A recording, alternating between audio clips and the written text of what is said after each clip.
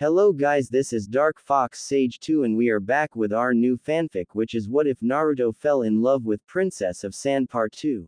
And if you enjoy this fanfic, then please press the like button and please subscribe to the channel. It motivates me to upload more fanfic like these for you all. Now let's start the fanfiction. Team 3 versus Sensei. The three genin immediately vanished into the sand dunes, hidden beneath the sand of the desert. They watched their sensei stand in the middle of the training ground with a lazy look in his eye. They all narrowed their eyes when he reached into his equipment pouch, pulling out a small orange book. Two of the genins' eyes widened in comic disbelief while the final genin's eyes narrowed in righteous fury. As that porn was thought by all three genin, Hideki began reading and seemed to ignore everything around him. Daimaru was the first to act as he traveled beneath the sand and suddenly jumped out behind his sensei. "I got you!" cried the brown-haired genin as he tried to punch his sensei. Hideki didn't even seem to notice Daimaru as he leaned slightly to the side, causing Daimaru to fall forward. The genin wasn't finished as he extended his leg to kick, but Hideki effortlessly caught it and sent Daimaru sprawling in the sand. Daimaru flipped through the air and landed on his feet before charging Hideki again. Sending a right hook, the jonin easily deflected it without taking an eye off his book. Daimaru began to get frustrated as he kicked his legs from out under him, but Hideki simply jumped over the kick before pushing Daimaru back and sent him skidding across the sand. Hideki walked lazily toward his student. He leaned down and picking him up before shaking off the sand on his cloths. "Word of advice," spoke Hideki with his face still in his book, "don't announce your attack to your enemies." With his advice said, Hideki vanished in a swirl of sand, leaving Daimaru laid out in the sand with a bruised ego. Hideki reappeared behind Mika, looking for someone. Mika spun around in surprise to see her sensei. Her eyes immediately narrowed on the book and a smile that radiated danger appeared on her face. "Sensei, why are you reading that trash in the middle of the day?" Hideki raised an eye over the book before shrugging. "Keeps me from getting bored," he answered simply, causing a tick mark appeared on her forehead and she immediately charged him. "Sensei, you pervert." She immediately charged Hideki and engaged him in taijutsu. The jonin effortlessly dodges and blocked her punches and kicks. Realizing that taijutsu was useless, Mika jumped back and started doing hand seals. Shikuden. Kahozatsu, scorch style. Extremely steaming murder. Hideki saw flaming orbs form and surround Mika's body. The flaming yellow orbs were then flung toward him. Hideki didn't seem worried as he held his free hand out and formed discs of razor-sharp wind on his fingertips. Throwing the discs of wind, Mika watched as her fireballs were cut in half and forced to disperse. "Damn it," she cursed as she landed on the ground to see her sensei with the same amused expression. "He's just toying with me," raged Mika in her head. She was taken by surprise when black sand exploded from the ground and wrapped around her and dragged her into the sand, leaving behind a confused Hideki who shrugged and continued reading his literature. Mika suddenly found herself back above ground in front of both her teammates. "What the hell was that for?" yelled Mika in anger. Naruto seemed unfazed by her anger and spoke in a stoic tone. "I needed to gather all of us up. We have no chance of winning if we go at him one-on-one," explained Naruto. "We need to work together. A single genin can't beat a jonin." "I agree with the Tem. We need to work together," spoke up Daimaru. Even though he didn't like the blonde, he knew they were no match for their sensei individually. "Fine. Just don't ever do that again." "Got it," warned Mika. Naruto nodded and began explaining his plan. Hideki continued reading his book, but his thoughts were elsewhere. "Looks like Baki won the bet," mused Hideki. "I honestly thought they would work together to try and take me down." He looked out the corner of his eyes and saw a shimmer of light in the sand before returning to normal. "That Anbu has been watching us for a while. I wonder why?" questioned Hideki. He was suddenly knocked from his thoughts when he heard a jutsu being called out. "Doden, Doryuso Earth Style, Rising Spheres." He jumped up to avoid spears of earth from skewering him. He looked around to see Daimaru with a smirk on his face and Naruto and Mika running toward him. He smirked, putting away his book as he landed on the ground and shifted into a taijutsu stance. Mika was the first to send a punch which he deflected. Naruto tried to kick him in the chest but Hideki shifted out of the way and caused him to lose balance. Recovering, Naruto spun around and roundhouse kicked Hideki in the head. The Jonin ducked but was thrown back when Mika landed a devastating kick on his face. Hideki quickly recovered and shifted back into his taijutsu stance but Naruto grabbed Mika and disappeared in a shunshin. Hideki was confused until he heard Daimaru, Doden, Shizunsuna, Earth Style, sinking sand. The ground around Hideki suddenly began sinking too quickly for him to jump away. He went to do a jutsu but was stopped when iron sand exploded from beneath him and completely encased him in a coffin of iron. The iron coffin was raised from the quicksand and landed in front of his students, all of them with smirks of triumph, even Naruto. Not bad, I'm proud to be the sensei of such talented students, praised Hideki before the entire coffin was sliced to pieces by wind blades. Naruto was surprised that his sensei was able to escape his iron coffin and even mold his wind chakra without hand seals. Ha! We beat you, sensei. You might as well promote us to Jonin right now, boasted Daimaru, until he suddenly found himself neck deep in the sand. The brunette looked up to see his sensei look at him with an amused smile. Don't get too cocky, Daimaru. I was holding back a lot of my strength, said Hideki before turning back to his remaining students. Wait a minute, shouted Mika. Hand over the porn, it's an insult to me and every woman in the village, demanded the purple-haired genin. Hideki looked at his genin in amusement before reaching into his pocket and throwing her the book. Mika caught it and was surprised when the infamous orange book disappeared in a puff of smoke and was replaced by a brown book about the history of Suna. What is this? Shouted Mika in confusion. I never had a porn book, explained Hideki. I knew that your hatred of perverts would cause you to blindly charge me. I used you emotions to put you at a disadvantage, explained Hideki in amusement as he watched Mika turn red in embarrassment. The Jonin turned and began walking away once again. If I did have a porn book, my wife would have killed me, mentioned Hideki with a chuckle. You can all go home now. Report back to the Kazekage's office tomorrow for our first mission, ordered Hideki before disappearing in a sand shunshin. Once Hideki was gone, Naruto turned around and began leaving the training ground. Mika followed his example quickly after leaving Daimaru buried neck deep in the sand with no way of escape. Oi, can I get some help? Exclaimed Daimaru at his teammates. Come on, guys. A little help. Their forms vanished in the horizon causing Daimaru to turn red in anger. Motherfuck. Next day, Naruto groggily opened his eyes to his alarm clock blaring its alarm. He was about to turn it off but sand wrapped around the clock and imploded, destroying the clock. Was that really needed? Asked Naruto tiredly as he started getting dressed. Gaara grunted from his bed and turned to go back to sleep.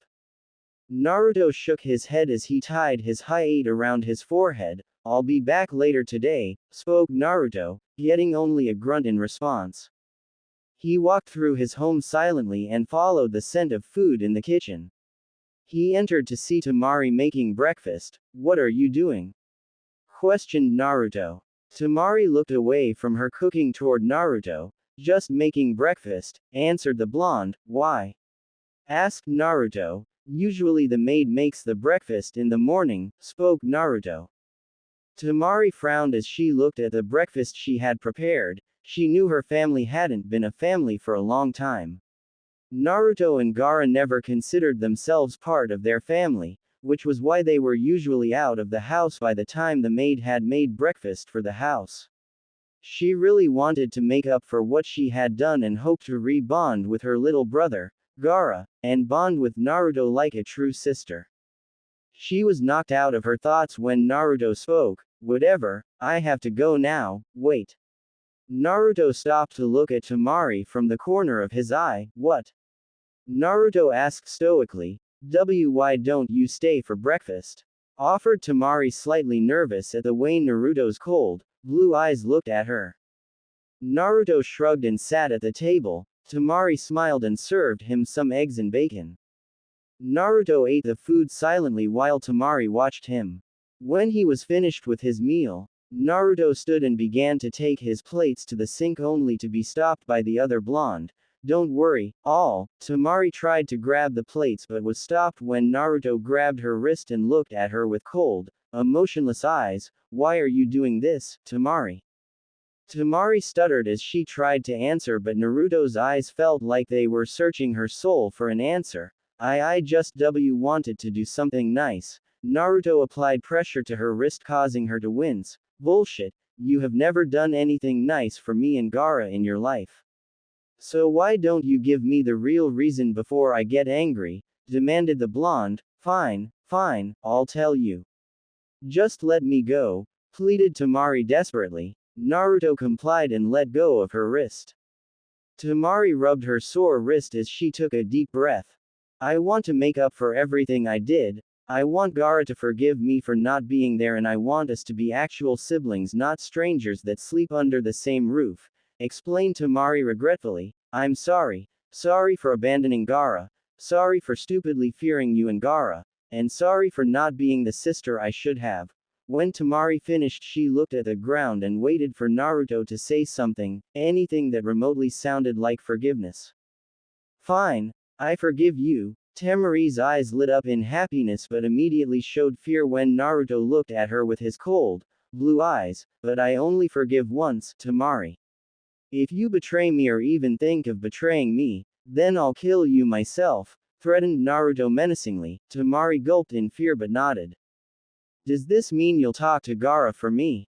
She asked hopefully. Naruto nodded. I'll ask him, but it's up to him if he'll give you a chance. Temari nodded in understanding. That's all I ask for. Naruto stood and left the house after exchanging farewells with Temari. He walked through the streets of Suna, ignoring the looks of hate and whispers coming from the villagers until he finally reached the Cage Tower. He walked past the secretary and made for the mission assignment room where his team was already waiting. Daimaru glared at him while Hideki gave him a smile and Mika a nod. The Cage cleared his throat in the front of the room, causing everyone to turn their attention to him. As you know, genin are usually assigned D-rank missions to improve teamwork and earn some money on the side, explained the Wind Shadow, but I want all of you to be ready for the Chunin exams in 6 months. So I will be assigning you all a C-rank mission to gain combat experience. Hideki nodded, having already been informed of this, while Naruto and Mika nodded in understanding, since it had been drilled into them that a shinobi never refused an order from their cage.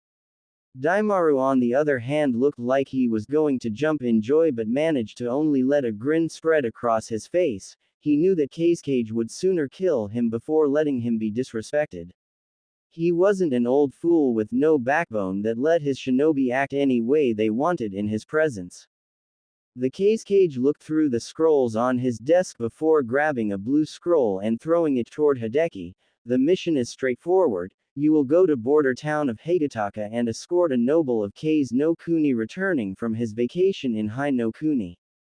His final destination will be the capital of Kase no Kuni, Hoseki Gai. The mission shouldn't take more than a week, the Cage explained. Team 3 nodded and left the room. Hideki gave them an hour to go home and prepare for the mission before meeting him at the main gate. Sabaku Estate. Naruto entered his home and went up to the room he shared with Gaara. He opened the door to see Gaara meditating on his bed.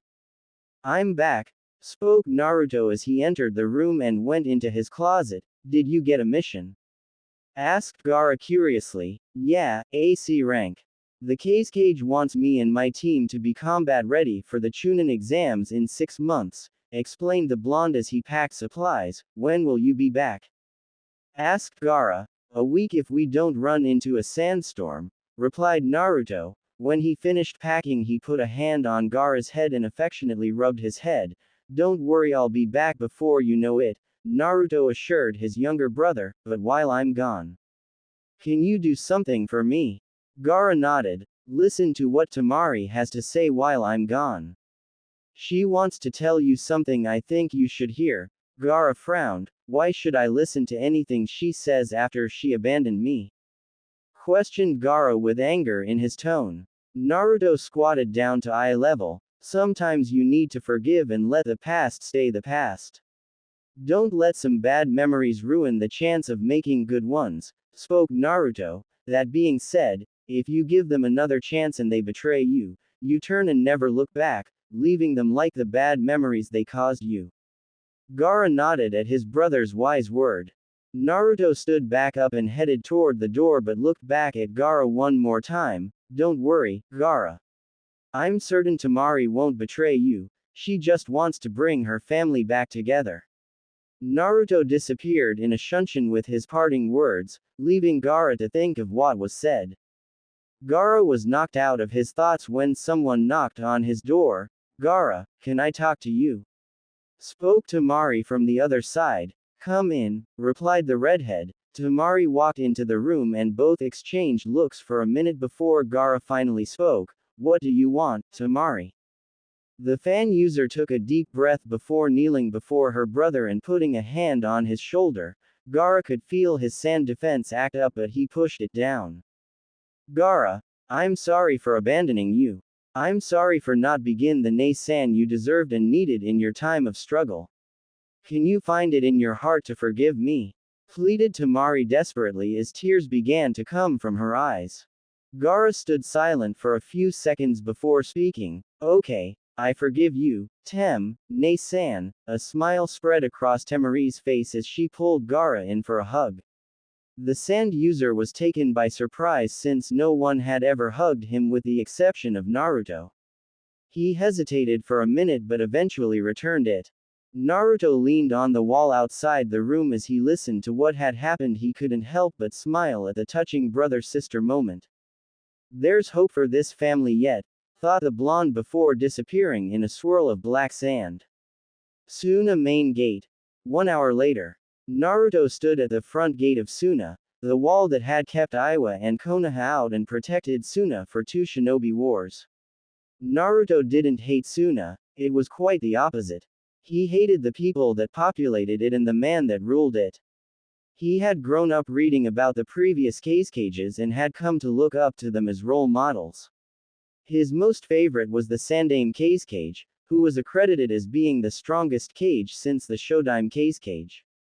But people like the current generation of villagers and the Yondaime cage were black stains on the history of Suna. If he could, he would purge those stains and restore Suna to its former glory, as a village of people that braved the harsh deserts on Kase no Kuni and created a village that fought back superpowers like Konoha and Iwa during the Second and Third Great Shinobi War instead of a village on decline because of weak leadership of the Yondaime cage. Naruto looked at his hand and watched as his iron sand swirled around it. He knew for a fact that he had some sort of relationship with the Sandaime cage, but the Yondaime refused to tell him anything. Naruto clenched his fist and let out a growl. The man was becoming a nuisance and he couldn't wait for the opportunity to kill him. He was knocked from his thoughts as his Jonin sensei, Hideki, appeared at the gates in a swirl of wind. Yo! Greeted his sensei. Hello, sensei, replied Naruto with a nod. Where's everyone else? Questioned Hideki, causing Naruto to shrug. After waiting a few minutes, Daimaru and Mika came walking up the path toward the gate together. What's this? Asked Hideki slyly. Daimaru, you dog, not even 2 days and you're already dating the kunoichi of the team, teased the Jonin. Naruto saw the results of his sensei's teasing. Mika and Daimaru immediately turned tomato red, with Mika stepping away from the boy and shaking her head. Sensei Baka. That would never happen, I don't even like this guy. Exclaimed the kunoichi desperately while pointing at him. That's right. I wouldn't be caught dead with this flat chest. Yelled Daimaru in agreement. The area was quiet and nothing could be heard except the wind blowing through the gates. Hideki and Naruto took a few steps back, face-palming all the way at Daimaru's stupidity. Daimaru noticed the changed atmosphere and could even feel the temperature fall a few degrees as Mika dropped her bag and turned to look at Daimaru with murder on her face. What did you say? Asked Mika dangerously. Daimaru looked at Mika's murderous glare in confusion. He turned slightly and began to recall what he had said. It was obvious he realized his mistake when he turned deathly pale and turned to Mika and began shaking his hands in denial. Wait. I didn't mean it like that, stuttered the brown-haired boy. Mika began to walk toward him menacingly with spheres of fire forming around her. Flat chest? Questioned Mika with a humorless chuckle. I'll make sure you regret being born, Daimaru, threatened Mika menacingly. Daimaru tried to back away but immediately tripped on a rock and fell on his ass. He groaned in pain before realizing his death was approaching and quickly got on his knees, his head bowed toward Mika submissively. Please, forgive me, pleaded Daimaru as Mika stopped right in front of him. Mika cracked his knuckles as a murderous purple aura surrounded the kunoichi, murmuring two words. No mercy. Hideki and Naruto cringed as Mika began giving Daimaru the beating he would not soon forget. They covered their ears and closed their eyes as they heard bones break and the sound of concrete break.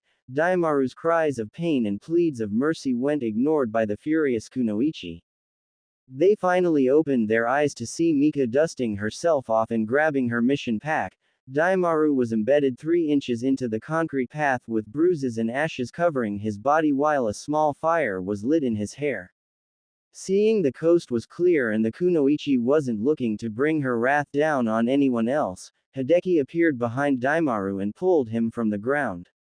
He sat the boy on the ground and checked his pulse. He held his fingers on Daimaru's neck and sighed in relief when he felt his heartbeat. Thank Kami, you're alive, said the Jonin before dropping him back on the floor. The paperwork for a dead genin is too much work. Daimaru cried anime tears as he nursed his new wounds and after a few seconds he stood up re-energized. Yosh, let's get this mission started.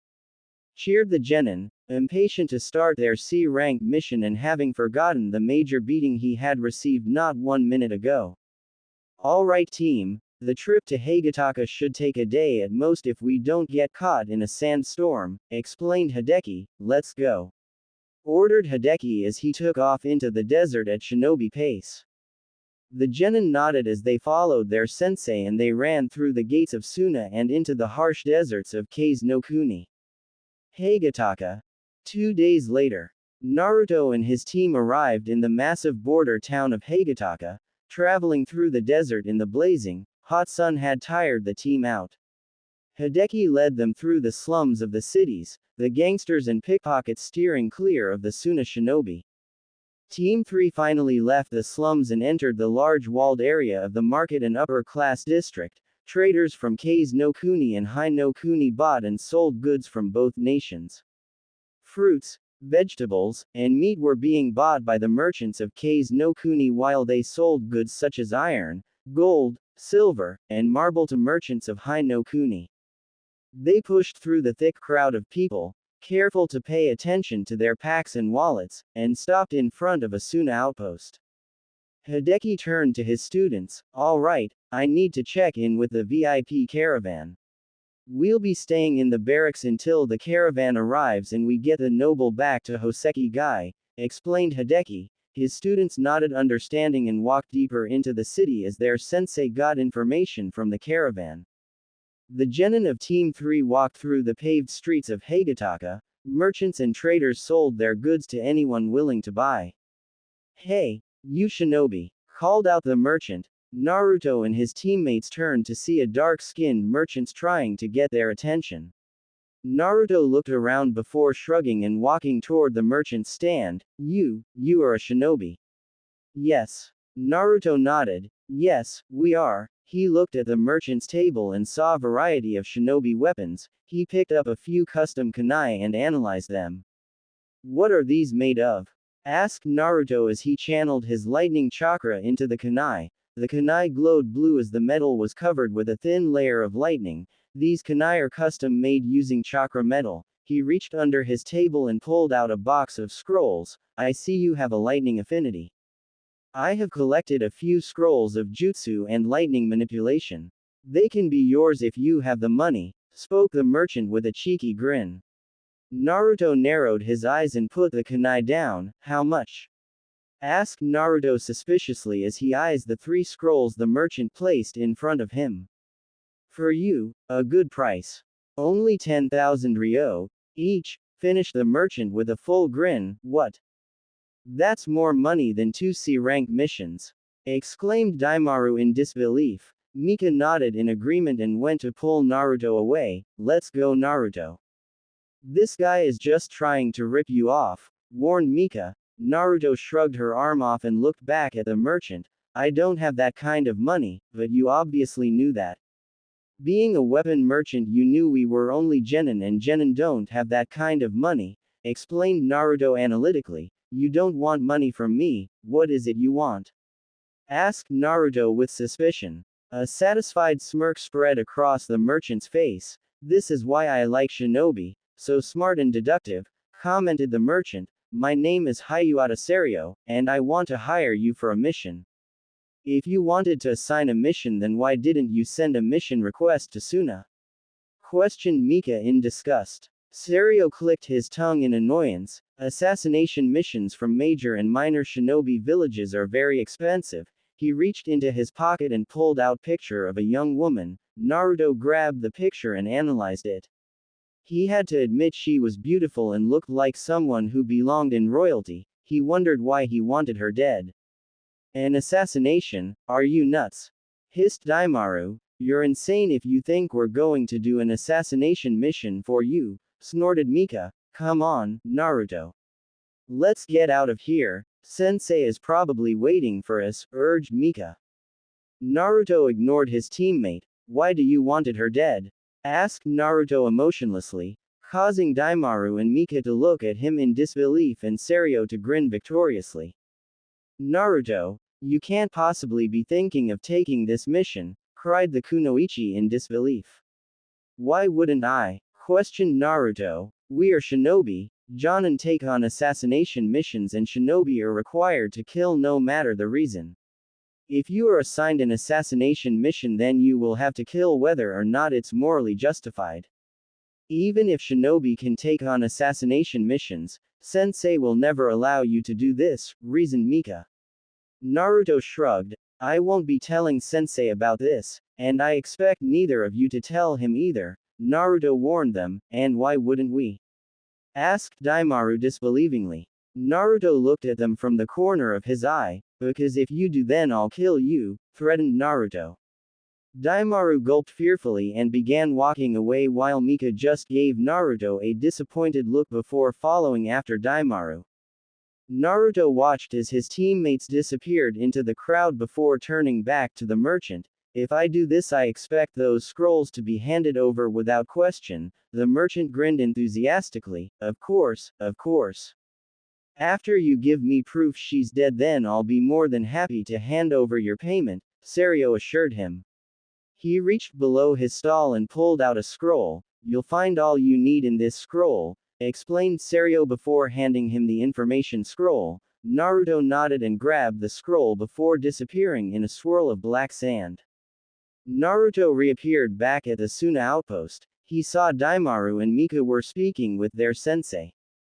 He walked up to them and joined the conversation. Sensei, how much longer do we have to stay here? Asked Naruto. Hideki shrugged his shoulders. Who knows, we got a status report saying that the noble stopped in Tanzaku-gai for some sightseeing, so he might not get here until tomorrow evening, Hideki explained in irritation. Naruto nodded in understanding while his teammates looked at him with frowns on their faces. Oh well, what can you do? Shrugged Hideki. At least now we can get some training, spoke Hideki optimistically. Alright, let's go, ordered Hideki calmly as he led his students into the desert to get some training done. Later that night, Naruto laid on his bunk, wide awake as he listened to the Chunin outpost guards and his sensei and teammates snore in their sleep. Mika was sleeping in the kunoichi barracks, so she wasn't with them. He quietly raised himself from his bed before stealthily leaving the room, careful not to wake his Jonin sensei. He quietly sneaked past the Chunin patrols of the outpost and stopped in an alley somewhere in town. He pulled the information scroll from his pocket and opened it, quickly looking through and summarizing the information to memory. Once the information was memorized, he channeled lightning through his hand and combusted the scroll, reducing it to ashes in the wind. With the scroll gone, he reached up and pulled his Hi-8 from his forehead and stored it in his equipment pouch. It was Assassination 101. An assassination could never be traced back to the village, or else they would suffer major political backlash. With his Hi-8 gone, he pulled out a black bandana and wrapped it around his head to hide his hair and leaving only his cold, blue eyes in view. Channeling his chakra, he disappeared in a shunshin and appeared in the middle of the upper-class district. He quickly channeled his chakra and sank into the ground. Just a patrol of samurai passed right over him. He poked his head above ground and saw there were a couple patrols of samurai walking the streets, hired to protect the residents of the district from shinobi like Naruto. He jumped out of the ground and ran through the streets, narrowly avoiding the samurai patrols as he stopped in front of a large mansion surrounded by an iron fence. His trained eye spotted the security seals etched into the iron. Naruto immediately knew that the series circuit of the seal was flawed. If Naruto was able to disable one seal, then the rest would be unable to receive chakra and deactivate. He pulled a kunai from his pouch and began etching a new seal into the iron. Ink wouldn't stick to the iron bars, and if he tried to inject foreign chakra into the seals, then it would immediately sound the alarm. The only way to deactivate the seal would be to modify the seal formula and let one of the seals overload on chakra, causing it to burn out and subsequently deactivate the other seals. Just as he was finishing the seal modification, a samurai turned the corner and began walking in his direction. Damn it! Cursed the blonde as he tried to work faster before the patrol could spot him. The blonde began to sweat as the light from the patrol got closer and closer. Hey, what's that? Declared the samurai as he pointed his light at the iron bars only for his light to hit nothing. It was nothing. Come on, we need to check the rest of these streets, ordered the samurai captain. The lower-ranked samurai shrugged and followed after his superior, leaving the area in silence. Naruto breathed a sigh of relief from the bushes he was hiding in. He had just barely finished etching the modified seal. A second longer and he would have had to fight a group of samurai. While Naruto was confident in his abilities, but he knew going up against a samurai captain who was just as strong as a jonin was suicide. He slowly stalked out of the bushes and sneaked across the large yard. He remembered that the file had warned him that there were guard dogs on the estate. He looked around and saw them, fully alert and searching for the intruder. He laid a trap in the yard before clicking his teeth, causing the dogs to sprint toward the noise. Just as they were going to bark and warn of an intruder, ninja wire wrapped around their bodies and muzzled them. Naruto drew some shuriken and launched them at the dogs. The shuriken pierced the dogs in vital points, giving them a quick and painless death. He approached the door and manipulated some of the iron sand that was clinging to his body. He knew that flaring his chakra was a bad idea and might set off other seals on the estate. The iron sand flowed from his arms and shaped itself into a key. Naruto put the key in the lock before molding it to unlock the door. He slowly turned the key until he heard a click signaling the door was unlocked. He pushed the door open slowly and quietly before entering the estate and moving through the house quickly. The scroll had included a blueprint of the house and the location of his target. When he reached the stairs, he jumped onto the second floor and clung to the ceiling using chakra. Crawling toward the master bedroom, Naruto quietly landed on the floor and grabbed the doorknob. Twisting the doorknob, he opened the door while iron sand kept the hinges from creaking.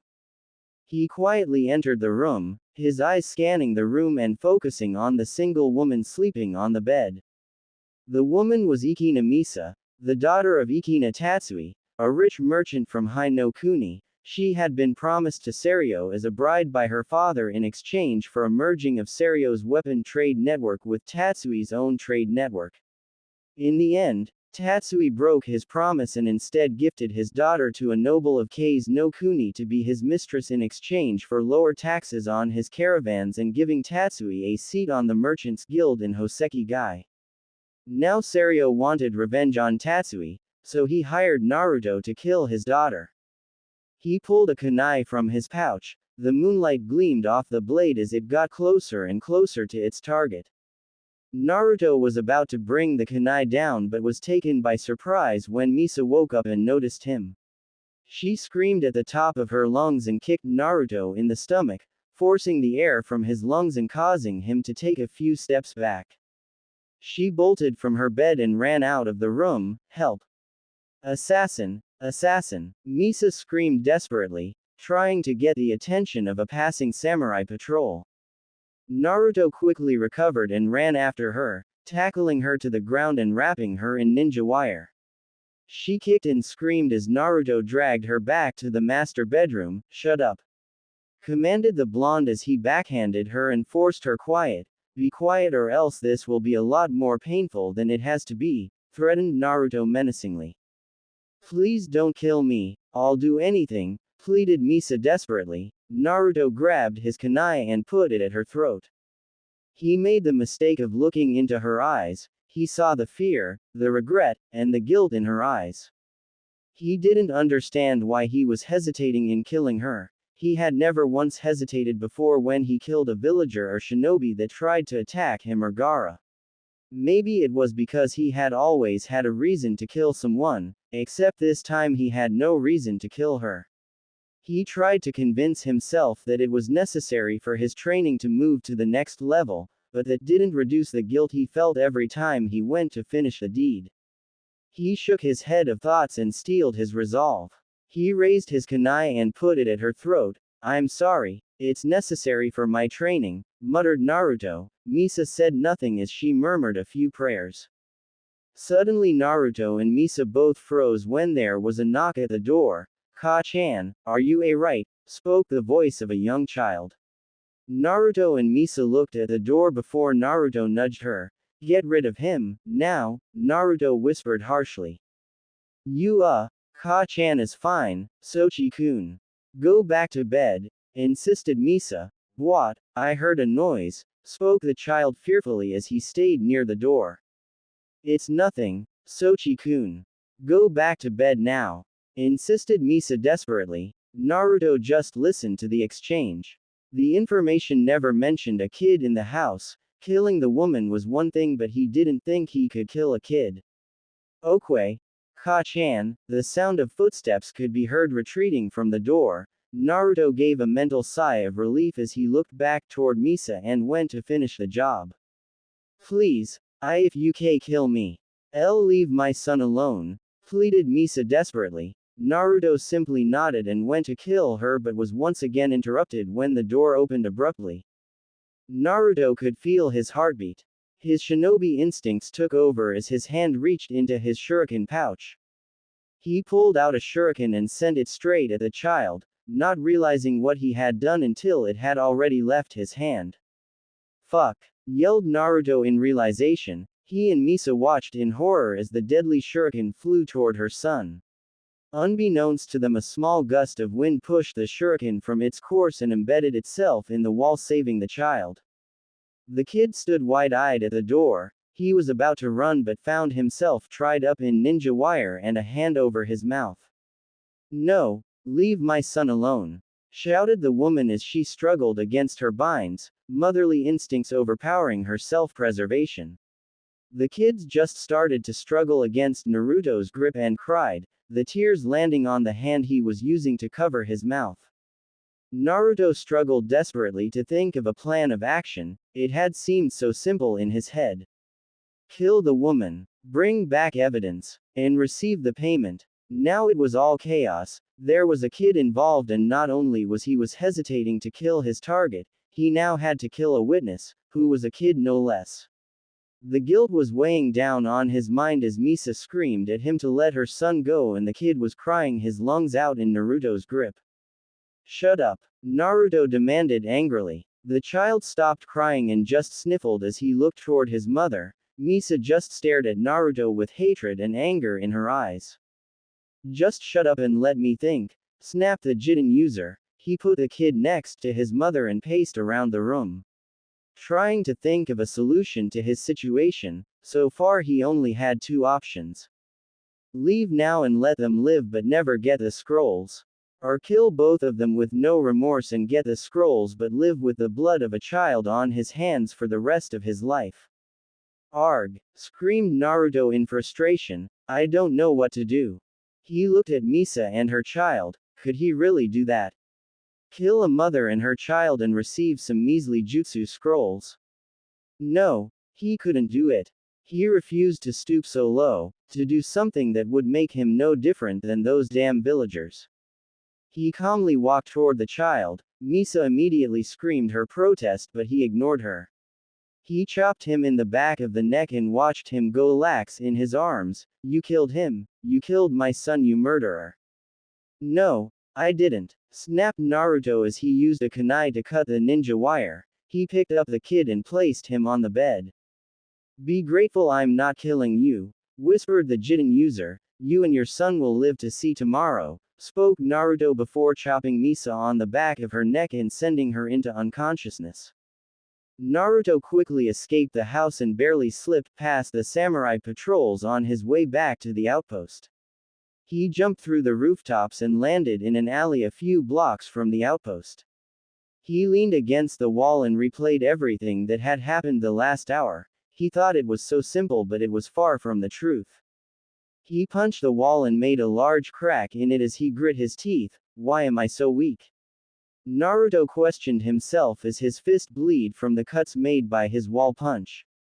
A true shinobi will kill no matter who the target is, reciting the Suna Shinobi rulebook. A true shinobi will never show his emotions, and a true shinobi will always complete his mission even if it results in his death. He watched his hand bleed, the blood reflecting in the moonlight as it trailed down into his arm. He took a few deep breaths before calming down and clearing his mind. I did the right thing, but why do I still feel like I chose wrong? Naruto asked himself. He cleared his thoughts and pushed the thought to the back of his head. He jumped back onto the rooftops and hurried back to the outpost before they woke up. Following morning, Naruto pushed around the food on his plate. The decision of the previous day was still on his mind. The shinobi part of him told him that he was wrong to let them live and give up some scrolls that could have made him stronger, while the moral side of his was telling him that he did the right thing in letting them live since the scrolls weren't worth the life of a child. He was pulled from his thoughts when his sensei walked into the room with his signature carefree attitude. All right, let's go Team 3. The VIP has finally arrived in town, explained Hideki. His teammates nodded and grabbed their packs before joining their sensei to meet their client. They walked through the streets of the village until they reached the border of Hai no Kuni and Kei's no Kuni. The borders being guarded by both Suna and Konoha shinobi, they reached a wooden fence that officially separated both nations. Team 3 immediately noticed the noble. He was overweight and wore an expensive purple kimono and traveled in a carriage pulled by some very healthy and expensive-looking horses. The carriage was beginning escorted by a team of Konoha shinobi. It seemed like they were a team of Chunin and a Jonin. Hideki and his team stopped next to the carriage, a team of brats. I thought Suna was weak, but to send Genin on a B rank.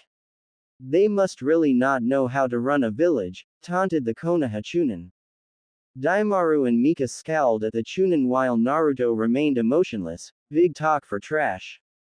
Does wearing that vest make you feel like more of a man? Retorted the Jiden user. The Chunin arrogantly smirked. Watch your mouth. Don't bite off more than you can chew. The Chunin disappeared in a burst of speed and had a kunai to his throat. You'll die at a young age. He was taken by surprise when Naruto turned into black sand. A leg kicked him in the gut, causing him to fall to his knees, and a kunai was placed at his throat. The Chunin had a look of shock as he was forced to the ground by a genin. How did why you do that? Naruto didn't answer and instead kicked the Chunin in the back, sent him sprawling to the ground. He quickly picked himself up and looked at Naruto with unmasked hatred. You little son. He was cut off by the kunoichi of his team. Shut up, Toyozo.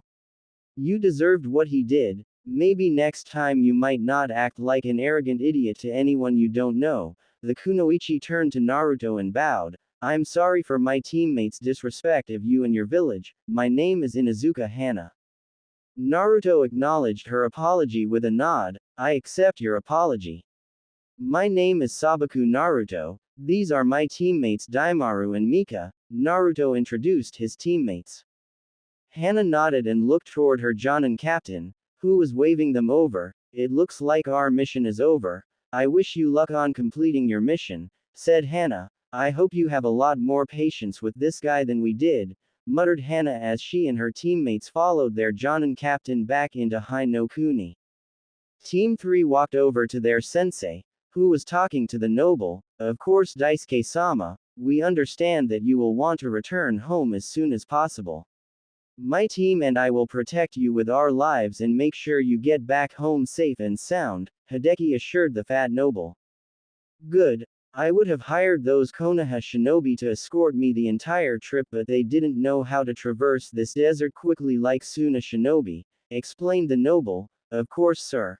Hideki motioned his team to step forward. These are my students Sabaku Naruto, Isamu Daimaru, and Yakedo Mika, Hideki said.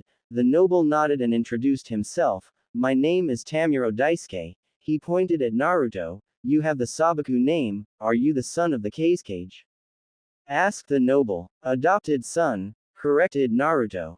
Of course, as the son of the Kazekage I can guess you are very strong. I look forward to seeing you in action. Maybe I'll bet on you in the Chunin exams this year, commented the noble in deep thought. I hate to interrupt Daisuke-sama. But if we want to get you back home then we should leave soon, Hideki suggested. The noble nodded and returned to his carriage. Oh course, onward back home. Announced the noble. Hideki sighed in relief when the noble went back into the carriage. Thank Kami, he went back inside, said Hideki with a sigh of relief. Come on, sensei. He can't be that bad. Can he? Asked Daimaru wearily, causing Hideki to sigh. I want to say no, but I would be lying. He looked back to see the noble was too engrossed in his carriage to pay attention to them before turning back to his students. Tamuro Daisuke is the younger brother of the Wind Daimyo and is the head of internal finances for the daimyo's royal court. He is the one who cut Suna's funding and sent the missions to Konoha. He is also the head of the Merchants Guild in Hoseki Gai and controls all the trade in Kase no Kuni. He is the most powerful noble in Kase no Kuni just under the daimyo himself, and he has the power to destroy Suna using only politics, explained Hideki tiredly. He's been trying to put Suna under his thumb for the last few years and has countless elders on his payroll. So don't do anything to get on his bad side or else it will go badly for the village. His genin nodded in understanding. Hideki-san, called out the noble. I'd like to make an additional stop before we leave town, requested Daisuke. Of course, Daisuke-sama. Please lead the way and we will escort you, replied the jonin politely. The carriage began moving and Team 3 walked alongside it as it entered the upper-class district. Naruto slightly trembled as he remembered the previous night but breathed calmly and adopted an emotionless mask. They immediately noticed samurai were stationed all over the district, their hands on their swords and their eyes looking everywhere. The carriage stopped in front of a house that Naruto knew all too well, samurai stationed all around the estate. The noble opened the door to his carriage and walked toward his estate. What is going on here? Demanded Daisuke. Daisuke-sama, the samurai commander ran up to the noble. Welcome home, sir, greeted the commander with deep bow. What is going on here? Asked Daisuke impatiently. There was an assassination attempt on your mistress the previous night, Daisuke-sama, explained the samurai commander. Daimaru and Mika exchanged looks before looking back at Naruto, whose emotionless face revealed nothing. What? Who dared to kill one of my women? Demanded the noble. We believe it was a shinobi, Daisuke-sama. He was able to avoid the patrols during the night, managed to get past the security seals surrounding the property, and killed the dogs that guarded the house. What do I hire you samurai for? You are paid to protect my property.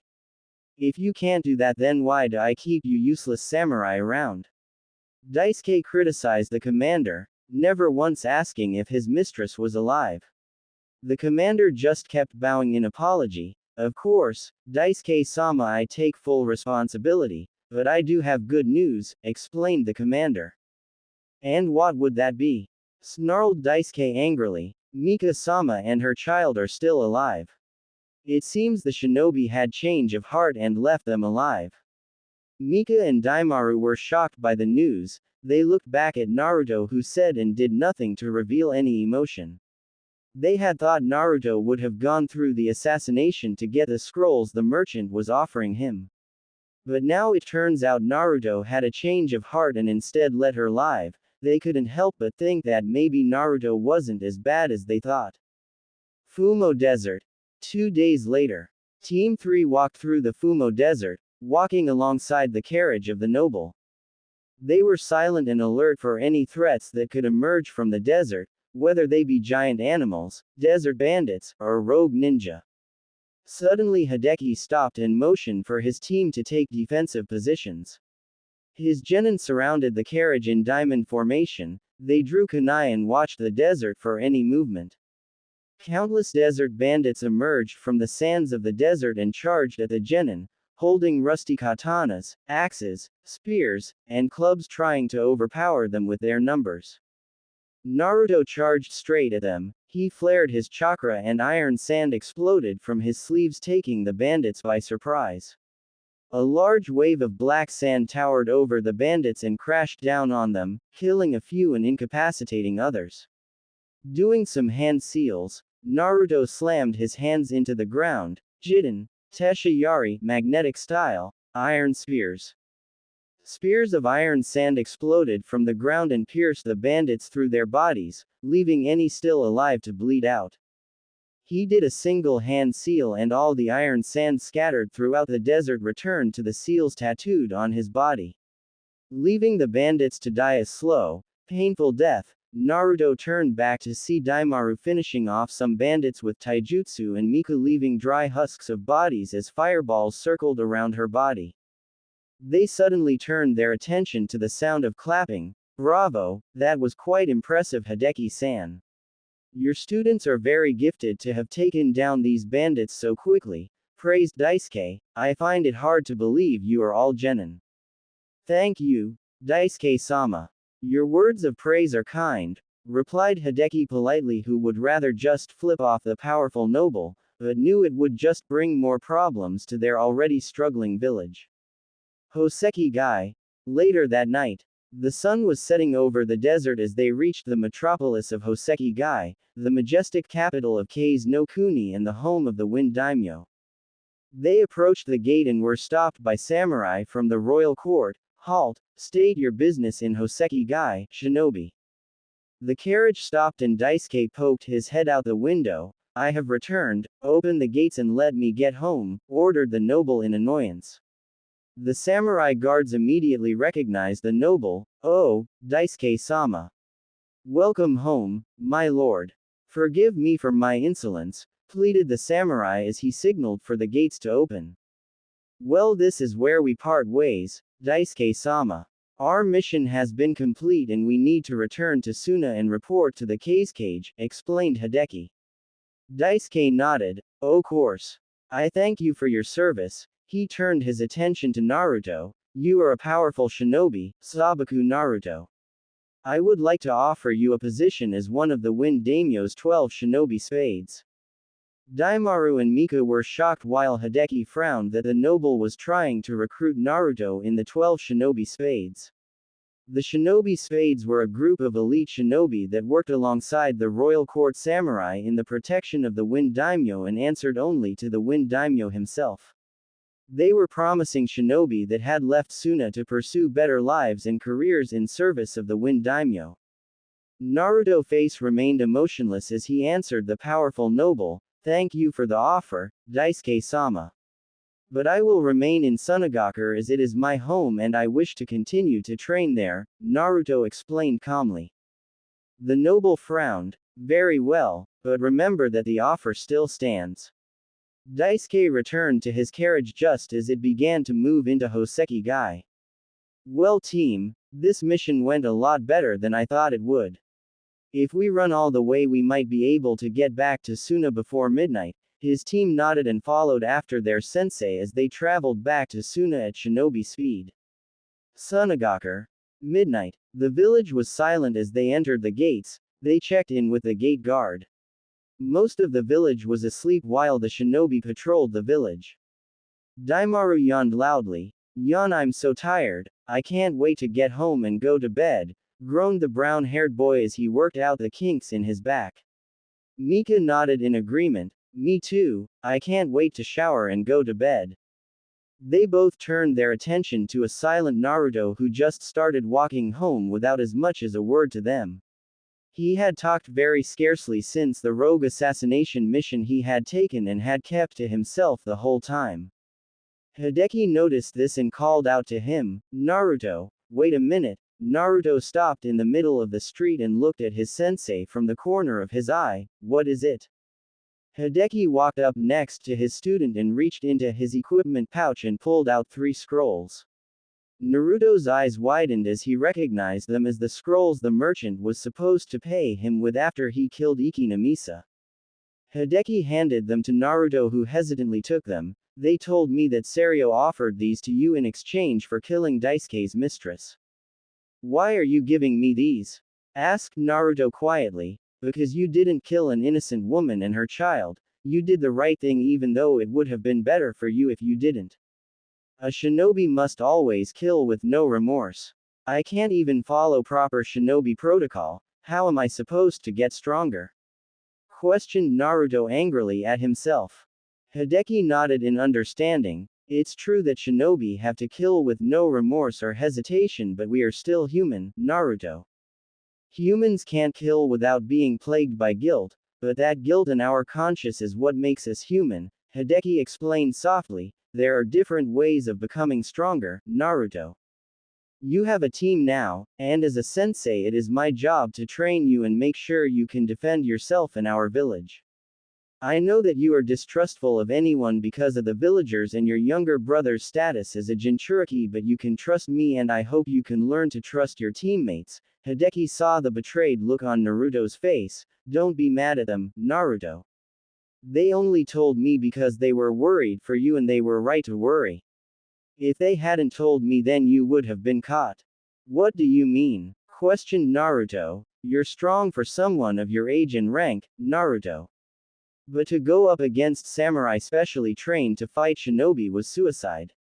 If I hadn't followed you then you would have been caught or worse, killed, Hideki explained harshly, causing Naruto to flinch and look down at the ground. Now go home, we have another mission tomorrow and don't think I won't punish you for going rogue on a mission, warned Hideki with an unnerving smirk before disappearing in a swirl of wind. Naruto turned to his teammates who immediately looked away. Daimaru looked at his bare wrist and had a fake look of shock. Would you look at the time? I left a roast in the oven. Time to go. Mika nodded in agreement. I'll help you, she spoke as she followed after him. Wait. Both genin froze in their place. If we're going to be team then we need to be able to trust each other. I'm sorry, Naruto apologized. Daimaru's eyes widened as he looked around and slapped himself in the face. Am I dreaming or did I die on a mission? Shouted Daimaru in disbelief. Shut up. It's like you enjoy pissing me off. Yelled Naruto in anger as a vein popped on his forehead. Ma, let's all calm down, suggested Mika, trying to be the peacemaker. Naruto took a few deep breaths before looking back at his teammates. I'm willing to give this team a new start, suggested the Jiten user. So am I, Mika gave her approval. Both looked at Daimaru, who was in deep thought. You know, Naruto, when I first met you, you tried to kill me. Then the second time I met you, you tried to kill me again. I just don't think I can ever trust you again, admitted Daimaru truthfully. I'll get you a date with Temari. Daimaru appeared next to Naruto and wrapped him in a one-armed hug while crying anime tears. Welcome to Team 3, Naruto. After the touching moment, all 3 genin went their separate ways back home. That day was the birth of Suna's most powerful shinobi team. Omake. Naruto waited in training ground 3 for his sensei and his teammates. After a few minutes his sensei appeared in front of the blonde in a swirl of wind. Yo! Greeted his sensei. You're late, Hideki sensei. I know, but I was getting the mission you would be taking today, explained the Jonin. Wait, you said, you. Do you mean just me? Pointed out the blonde. Hideki nodded and pulled out a D-rank mission scroll. This is your punishment for going rogue on our first mission, scolded Hideki. Oh, I'm so sorry sensei, please not a D rank, replied Naruto sarcastically before snatching the scroll and reading it. He scrolled through it and couldn't help but feel his brow twitch in irritation. I have to catch a cat? Questioned the blonde in annoyance. That's right, now get to it. You only have until the end of the day, said his sensei with an unnerving smirk on his face. Fine, whatever, Naruto said with a shrug before disappearing in a swirl of black sand. Naruto reappeared in the middle of the village and immediately took to the rooftops, searching in alleys and behind restaurants for the cat, Shishi, that had run away from its owner. After a few minutes he spotted a tan and white spotted cat digging through a dumpster behind a seafood restaurant. He landed outside the dumpster and calmly waked up to it. I don't get how the hell this is supposed to be punishment, complained the blonde. He reached inside the dumpster to calmly grab the cat. Come on you stupid furball, let's get you back to your owner so I can finish this damn mission, growled Naruto as he reached for the feline. The cat heard what Naruto had said and pounced on him, taking him by surprise and sinking its claws into his face. Naruto shouted in pain as the cat clawing Naruto's face off before running out of the alley and running down the street. Naruto just laid on the ground in the fetal position as he clutched his stinging, red face. A look of anger etched itself on his face as he slowly stood up and trembled with rage. I'm going to kill that cat, exclaimed the blonde as he sped off after it. There were random explosions in the village as Naruto desperately tried to catch Shishi the cat. But the feline was already experienced in escaping genin squads, so avoiding capture was effortless for the cat.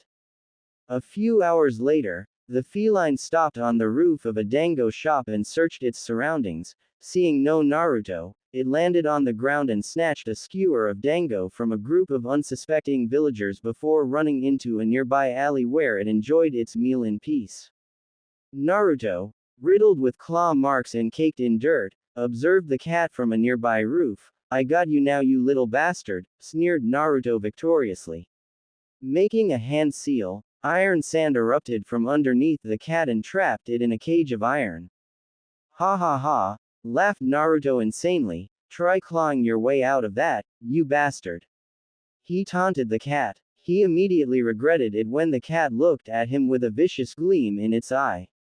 It was like everything was in slow motion. The cat's claws glowed blue as it sliced through the iron bars like paper. It then pounced on the unsuspecting blonde and sunk its claws into his face before clawing his face without mercy. The blonde once again screamed in pain and resumed the fetal position as the cat calmly strutted away victoriously out of the alley, leaving Naruto to tend to his wounds pathetically.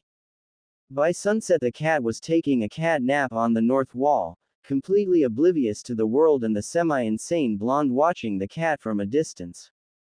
He. Fool me once, shame on you. Fool me twice, shame on me, chuckled the blonde darkly as he made a few hand seals. I've got you now, yelled Naruto as he finished the sequence of hand seals. Towers of iron sand exploded from the ground and formed a dome of iron around the cat to make sure it couldn't escape before the iron sand completely encased the cat. Naruto calmly approached the dome and watched the iron sand move to reveal the demon from hell completely incapacitated. Its legs were shackled and its neck was held down, causing the blonde to let out a shout of triumph. Naruto picked up the cage and disappeared in a shunshin to appear in the cage's tower. He walked inside and stopped in the mission assignment room to deliver the cat and receive his mission payment. The blonde couldn't help but grin widely as he left the building with a large stack of ryo in his hands. Since he was the only one that delivered the cat, he received the entire payout of the mission, which was 20,000 ryo. He was taken by surprise when Hideki appeared in front of him as he walked home. Sensei, what do you want? Asked Naruto wearily. Hideki only grinned as he snatched the money from his arms. Hey, what's the big idea? I earned that money chasing after that demonic cat, roared the blonde in anger. He would be damned if he didn't get paid for the work he did today. Hideki shook his head. This is a part of your punishment. I'll be taking this money and giving Daimaru and Mika their share. He took a 200 ryo bill and handed it to Naruto. The blonde stared at the 200 ryo bill in disbelief. All the blood, sweat, and tears he spent trying to catch the cat, and he was only given a measly 200 ryo. See you, said Hideki with a smile before disappearing in a swirl of winds. Naruto didn't move as he continued to stare at the 200 ryo bill. After a few minutes he calmly laid on the floor and assumed the fetal position as he cried anime tears while muttering something about unfair senseis and demon cats.